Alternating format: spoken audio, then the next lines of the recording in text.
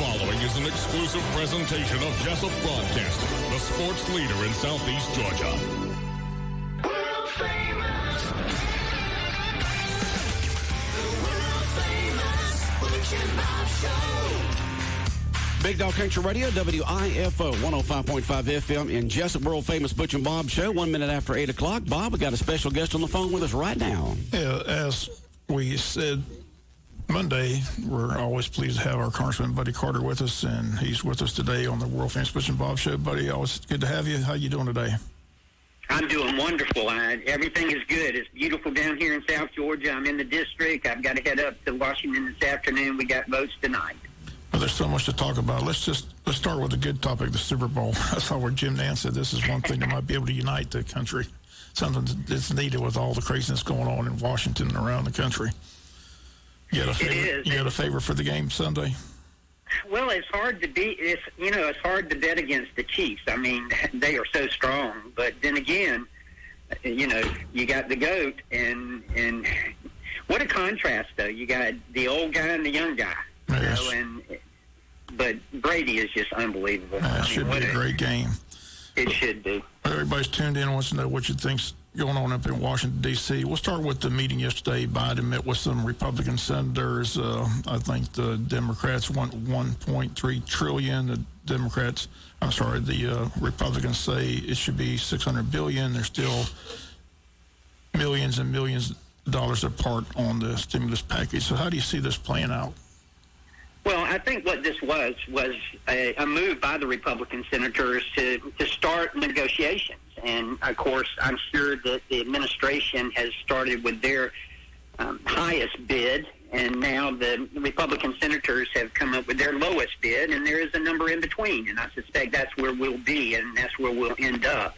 I like what the Republican senators have proposed. There is obviously wiggle room in there for more, but there, in the administration's proposal, there are things that I just cannot stomach.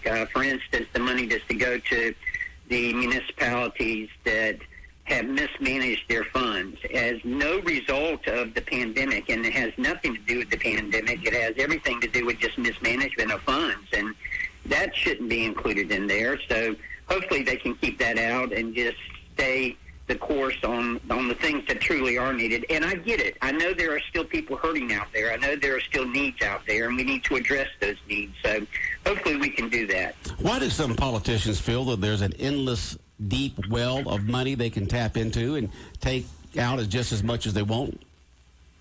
Well, that's a good question, Butch. And I'll tell you, I have been disturbed in the 6 years that I've served in Congress that the national debt hasn't gotten the kind of attention that I think it should have, and I level that criticism at Republicans as well. I think we've let it get loose, and of course we're in this pandemic, which is something that none of us have ever experienced before, and certainly what we have appropriated here in the past year has been necessary. I'm not arguing that point. But now we're up around $27 trillion in debt. And, I mean, that's going to be impacting our grandchildren's grandchildren. And this is something that we've got to address, and we've got to get serious about it. I heard one pundit yesterday say the problem is it's like 800 pages, and they throw all this stuff in there. They act like no one's going to read it. So, like you said, they throw stuff in there that doesn't matter with the situation that everybody's in. I mean, why can't they just get down to the base tactics? They know people are hurting. They know people need money. But why do they throw all this other stuff in that, for their own little projects? That's what drives people crazy. Well, it is. And a good example of that is the administration's proposal to up the minimum wage to $15 an hour. Now, what has that got to do with the pandemic? That is, a third of all small businesses have closed during this pandemic, and we need to be concentrating on getting more small businesses open and concentrating on saving the small businesses that are still out there instead of worrying about increasing the minimum wage, doubling it. And the impact that that's going to have on small businesses is going to destroy small businesses. So that's a perfect example of what you're talking about, of all the other things that get mixed in there. And, of course, what I mentioned earlier about the municipalities that have mismanaged their pension funds and other things, and now they want to be bailed out. And They try to use the cover of the pandemic, which had nothing to do with it. You know, Biden tried to run as a Democrat, being moderates, down the middle, centralist, that type of campaign. But everything that he's done in the first couple of weeks that he has been into power with all these executive orders is pleasing the far left of his party. Do you agree with that? Oh, I could not agree more. And I will tell you, if you look at what Joe Biden has done in his first 12 days in office, he's signed 25 executive orders, as compared to Donald Trump, who signed 7 in his first 12 days, as compared to Barack Obama, who signed 9, as compared to George W. Bush, who signed 2, and Bill Clinton, who signed 2. And this is the same candidate, then candidate Joe Biden, who was running for president, who said a president who rules by executive order is nothing more than a dictator. Well, you know, what are you doing? I mean, 25 executive orders in the first 12 days, and you're calling somebody else a dictator because they've used executive orders, and you've used almost 3 times as many as anybody else has used. Well, he says he wants to reach across the aisle. Like I said, he had the meeting with the 10 Republicans. It's all about negotiations. So put your crystal ball on and tell us how you see this playing out. Are they going to be able to reach some type of agreement? Will Biden give a little, or he should give a lot? But do you see an agreement coming together, or do you think it's going to be where the Republicans can't agree and the Democrats go ahead and do what they want to do anyway? Well, I think one of 2 things are going to happen, and my hope is that we are going to be able to reach a compromise. Now, in all fairness, Joe Biden, in his 47-some-odd years in the federal government and in Congress, in the Senate, has been one to compromise and has been one to try to find common ground. So hopefully he will continue that. And I do think there is room, as I said earlier, wiggle room in there to come to a compromise. For instance, the administration has proposed $1,400 stimulus check, whereas the Republican senators proposed $1,000. Well, I'm sure that was just a chip that they're probably perfectly willing to go up to $1,400, but we don't want to include that money for the municipalities that I mentioned earlier, the metropolitan areas especially, that have mismanaged their funds. But I do think there's room. Now, that's one scenario that could happen. The other scenario, and it's certainly less tantalizing than the first, is that they will just pass it on a partisan vote and just ram it through. They do have control of the House. They do have control of the Senate, although it is very close in the Senate, and I'm not sure they could get every senator to go along with it, even every Democratic senator. But if they wanted to, they could do that, and my hope is that that's not the way it works out. If it does work out that way, doesn't that just blow up his theory that, he wants to unify or try to unify? I mean, that would just divide even more, don't you think? I couldn't agree more. I think it will divide the nation and the Congress even more. There's no question about it. Anytime you have partisan votes like that, of course it alienates people. And there are going to be some Republicans who aren't going to go along with it, period. I get that. But at the same time, I think there is a great percentage of our conference that if we could reach compromise, something that all of us could agree on, that we would go along with it. Congressman Buddy Carter, our guest here on the world-famous Burch and Bob Show. Congressman, someone just texted in, why is gas prices going up? There seems to be plenty of crude oil throughout the world. Why are gas prices going up now? That was a text, as the other questions I've asked you this morning. Well, one of the executive orders that we alluded to earlier was, of course, the suspending construction on the Keystone XL pipeline, which, of course, would have brought crude oil from Canada, our ally, down to the United States. And that, of course, has done away and eliminated thousands of jobs and over $2 billion in our economy. And that, of course, is going to lead to less energy here in America. We have done a great job here in the United States. Bob and Butch, both of y'all can remember the late 70s when we were experiencing $5 and $6 a gallon in gas prices as a result of us being too dependent on the Middle East for our energy needs. Well, we've achieved energy independence here in this country, but if this administration continues with the route that they are going now, and if this president continues and trying to eliminate fossil fuels totally, then I'm afraid we're going to experience more of the same that we experienced in the late 70s with high gas prices. You know, I don't know how the Republicans are looking at this, but, you know, when Bill Clinton became president, him and his wife Hillary, did things that moved country to the issues to the left. When Barack Obama became president, he pushed things to the left his first 2 years, and then in the midterm elections, and both when Bill Clinton was president and Obama was president, America said, no, we don't want that, and so the House, what you're in, became Republican again. Do y'all feel that this may happen again if he continues to push to the left like this instead of the central as he campaigned on, that could cause the Democrats to lose the House 2 years from now as it did for Clinton and for Barack Obama?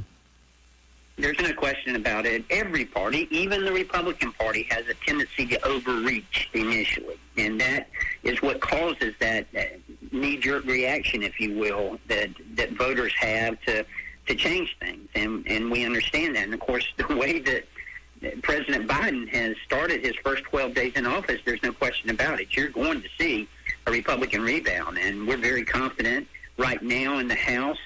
We've got 222 Democratic members and 212 Republican members. As a result of New York 22, Claudia Tenney has been declared the winner there. Now we've got one more race in Louisiana due to the tragic death of Representative-elect Letko that we've got to fill, but that's a Republican seat. So it'll end up being 222 to 213, and that'll be very close. And hopefully it'll mean that the Democrats in the House are going to have to work with us, and that should be a good thing for America. A divided government is a good thing, I think. But nevertheless, you're right. If they continue to overreach, and if Joe Biden continues to overreach like he has, eliminating the Keystone XL pipeline, going back into the Paris Accords, and joining the World Health Organization again, the Mexico City policy, all of these things that he has done that really have alienated the right, then there's no question that you're going to see that pendulum swing back the other way. Well, you being a pharmacist and a congressman, somebody just texted in as the questions we were asking you, or at least I'm asking you, are insulin prices going to increase? I don't know where this question came from. Yeah. Yeah, they need to come down. There's no question about it. They're way too high. And that's something that the Trump administration was working diligently on.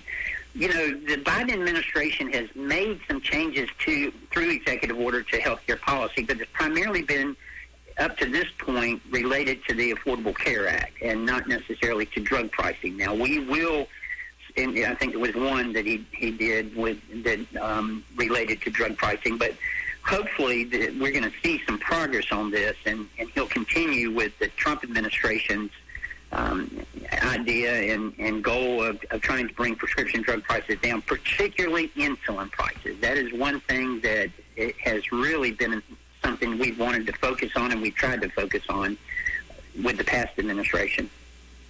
One thing that's definitely dividing the country and the Republicans and the Democrats is the impeachment, which seems to be dead on arrival. But more and more information is coming out about that insurrection, and more and more information is coming out that people involved in the Congress were apparently involved in organizing the event. Are you concerned about what's going to come out?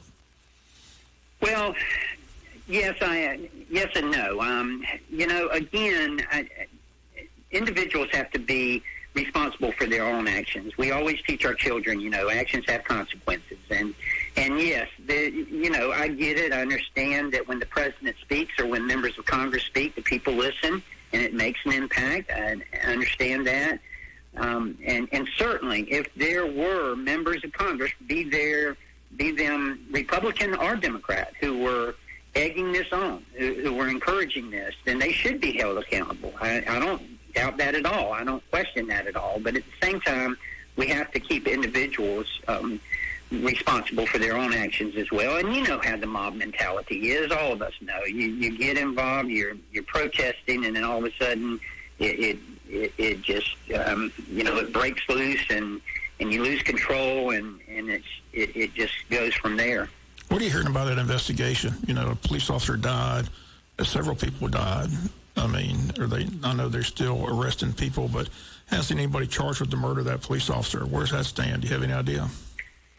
I haven't heard anything. There's nothing, to my knowledge, that's been reported yet as far as any arrest being made, but hopefully that will happen. I will tell you, I condemn what happened on January 6th. That was not only was it stupid, but it was criminal, and these people should be held accountable. They should be prosecuted to the full extent of the law. They should be put in jail.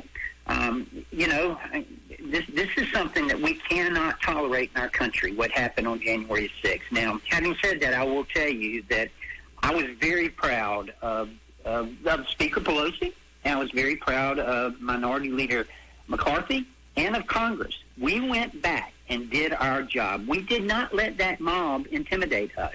We went back into session, albeit until 4 o'clock in the morning, that's okay.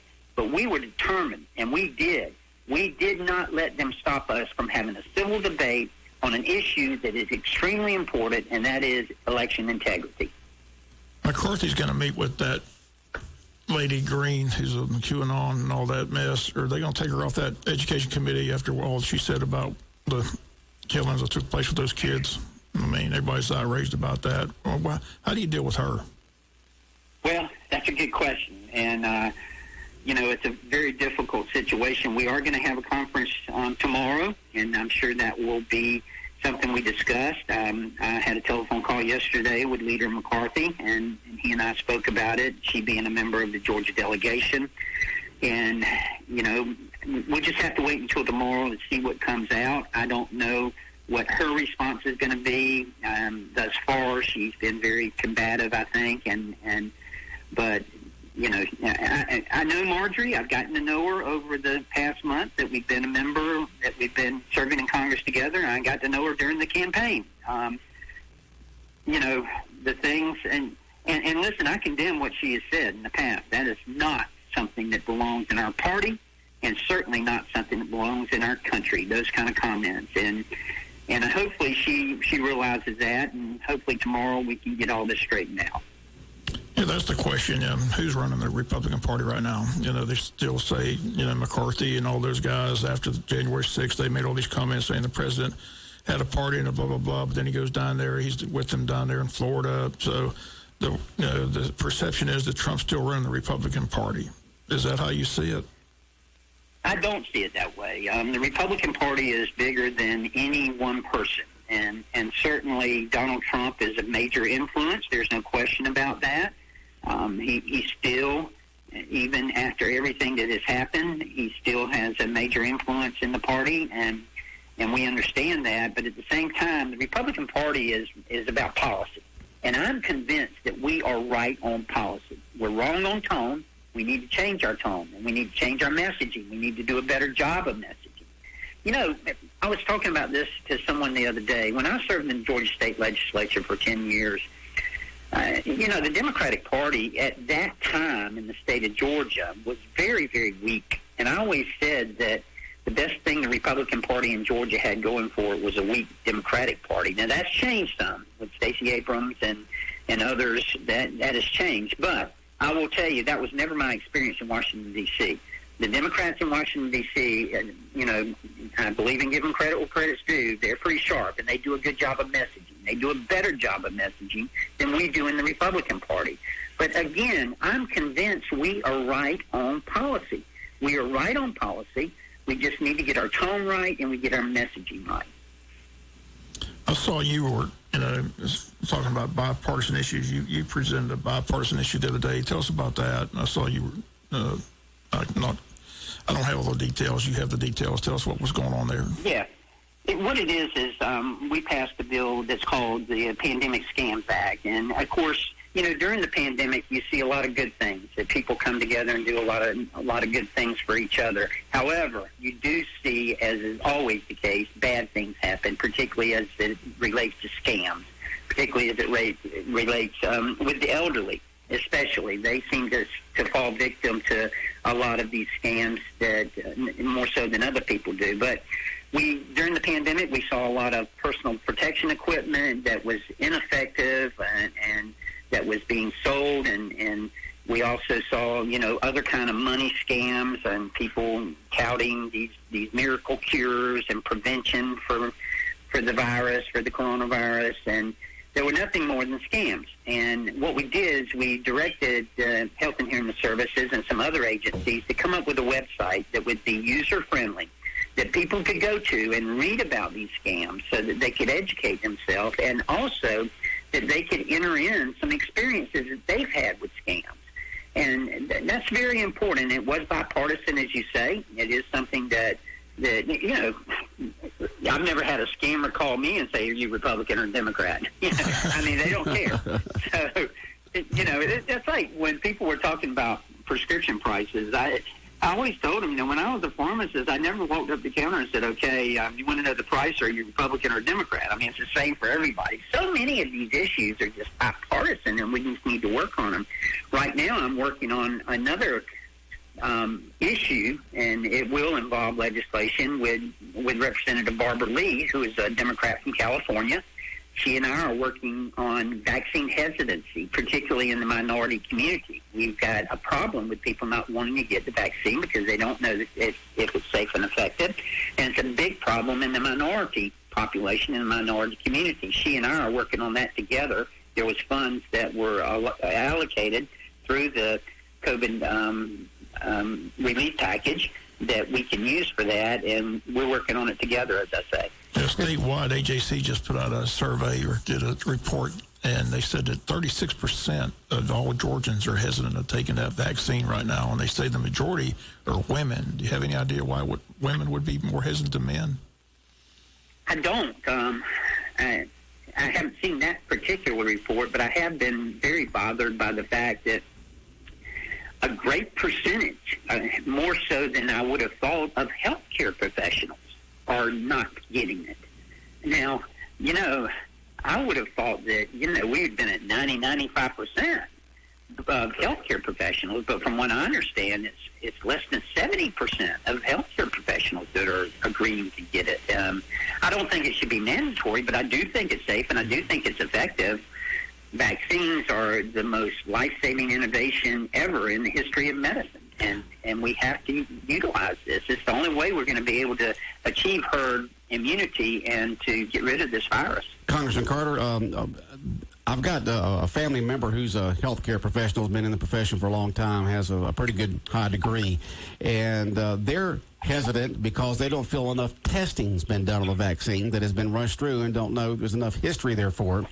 I went and got my first shot last week at the local Walmart here on the Moderna vaccine, and I didn't have any reaction at all. I did find out other folks who have had reactions, but it did say on the sheet they gave me that it was not an FDA-approved vaccine, but it was approved by the government for emergency situation, and I think that has a lot of healthcare professionals concerned. You being a pharmacist, what are your thoughts and feelings? Because in the pharmacies, it is the pharmacists that are giving the shots. Well, it is, and I get that. I understand that, you know, normally it would take 4 to 5 years for a vaccine to get to market. This one, through Operation Warp Speed, this vaccine has been able to get to market in less than a year, and that is phenomenal. However, if you look at what has happened during Operation Warp Speed and what they've done, they have not gone back. They have not compromised any at all on the testing. They simply sped it up. And I would submit that this is something that before we just go back to the old way of doing things, we need to look at this and say, you know, did we really need to be doing some of these things? For instance, there are 4 different phases that a vaccine has to go through. And usually what will happen is that the first phase, they will wait after the first phase is finished and then review it for 6 months, and then you can start the second phase. Well, they've run them parallel this time. They said, when you finish the first phase, go ahead and start the second phase. We're going to still review it, but we want you to go ahead and start. That sped it up. Not only that, but also you have to keep in mind that one of the primary reasons that this vaccine has gotten out so quickly is because the federal government has been the risk taker here financially, not the companies. The federal government, you and I, taxpayers, we are the ones who are taking the financial risk here. And generally, in other situations, it would be the companies. And, of course, when they're investing billions of dollars of stockholders' money, then they're going to be a little slower in this process and a little more cautious. Well, we all know that you're a pharmacist and a congressman. You've had your shots, and I think that gives a pretty good confidence to the folks out there that, if you've gotten the shots and you feel they're good for everyone, it must be. I know a lot of people feel that way. Well, and that's what I was hoping, and that's why I wanted to go through the clinical trials. And when I did go through the clinical trials, not only as a member of Congress, but also as a member of the Doctors Caucus in Congress and as a healthcare professional. And I wanted people to see that I do believe it's safe and effective. I had 2 shots. The first shot I had a sore shoulder, but that was it. Of course, if you get a shot in the shoulder, you can have a sore shoulder. The booster shot that I got, now I did have some very mild symptoms after I had that. I was a little lethargic, and I had a little bit of malaise, but it was nothing serious at all. And that's what you expect. That tells you that you're having an antibody-antigen reaction, and that's what you should expect. You mentioned you're in the district. Butch has been mesmerized by the Golden Ray cut down there from St. Simon's. I'm just ready for it to be done and can't understand what's taking so long. You're in your 3rd cut. What's the update? I know you've been following that and trying to get them to push that through and get that done. It was like a big transformer out there in the Sound of Brunswick. What do you know about the update on that? Well, they are making progress, thank goodness, and I really got frustrated with them this past fall because, they were blaming COVID and everything else. I mean, if the NBA can have a bubble and still have a season, I didn't understand why. I get it. These are specialized jobs out there that not just anyone can do. I understand that, but still, I think you can create a bubble to keep these people safe. But they did blame it on a number of different things, including the pandemic, including, this is the first time they've had to do this particular type. Now, they have learned. They learned a lot on the first cut and on the second cut, so hopefully it will be sped up even more now. But there was a time when they were supposed to have it done before the last hurricane season. There was a time just a couple of months ago that they were warning us that they may not have it done before the next hurricane season. Well, if that's the case, I'm going to really be upset. All right. And have you seen that structure? I'm sorry, have you seen that structure? I have. I've been out there and actually been out there on the boat. It's unbelievable. Okay, well, I was just saying it's costing a bunch of money. That's what it's costing. So I don't know what the Well, price it is. And, there's a stopgap there that the insurance companies are responsible only for so much, and then we, the taxpayers, pick up the rest of it. And, once they reach that point, they don't care. They just... Why we, the taxpayers? Well, there's actually a fund that those ships pay into, a universal fund, and they get that money out of that fund. But, and that's what it's supposed to be used for. So I guess they could argue that it's being used for the purpose that it was set aside for. How do you see the fight against COVID in the next couple of months going? I know that that President Biden has dedicated a lot of resources to it. It got out quickly with the warp drive process that the Trump administration did. Now the Biden administration says we're going to amp that up. Where do you see it in a couple of months? I mean, or do you feel like Biden does, that by the end of the summer, everybody who wants a shot will have a shot or have the 2 shots? Well, and it's been very frustrating to hear President Biden say that we've got a goal of 100 million shots in the first 100 days. Well, that was the Trump administration's goal. And 2 days after Joe Biden became president, we were at 1.1 million doses per day. So you got to figure we'll be able to make 100 million doses. We actually ought to be reaching higher, and the bar should be set higher by this president for a number of reasons. First of all, we're going to meet that 100 million doses in 100 days. We should meet that easily. Secondly, we've got 2 more vaccines that should be out in the very near future in a couple of weeks. Johnson & Johnson has got a single-dose vaccine that hopefully they're going to get a EUI, emergency use authorization, on in just a few weeks. AstraZeneca has got one that hopefully, and they will be getting a EUA in just a couple of weeks. So that'll add even more to the market, which will mean that we can get more vaccines out there and hopefully get them into people's arms. Someone just texted in and says, where do you stand on the Green New Deal that is being proposed by, AOC and the rest of some of the other left-leaning politicians out there, the Green New Deal? Someone says they think it's going to hurt a lot. That's going to hurt the transportation industry a lot. There's no question about it. You know, when the Green New Deal first came out, it's only about 14 pages, and I read it. It was hilarious. I mean, it's just unbelievable what they want to do in the Green New Deal. And if you look at what Joe Biden is doing now through executive orders, I mean, he's following that blueprint, if you will, very closely, and it concerns me. I mean, he's going back into the Paris Accords. He's joining that again. And if you look at that, you know that China is accountable for about a third of all the pollution in the world, and yet they don't have to meet any kind of standards until 2030. They don't have to have any decreases according to the Paris Climate Agreement until 2030. Now, why is that? Why are we in America having to bear the economic burden of this, and China not having to? That's why I was glad when the president got out of the Paris Accords, and that's why I'm sad that President Biden has gotten back into it. It's just not fair. We've done a great job here in America of decreasing our carbon footprint. In fact, over the past decade, we in the United States have decreased our carbon emissions more in the last decade than the next 12 countries combined. The next 12 countries combined.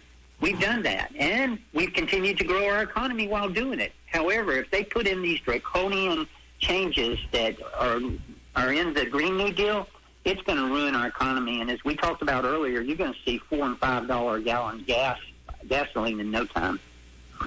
One final question I got, buddy. The security, you know, all the troops and everything, when's that going to subside? And how present is it when you're up in Washington? Do you see it? Do you see the troops still walking around the Capitol and things like that? Or what's taking place up in Washington, D.C.?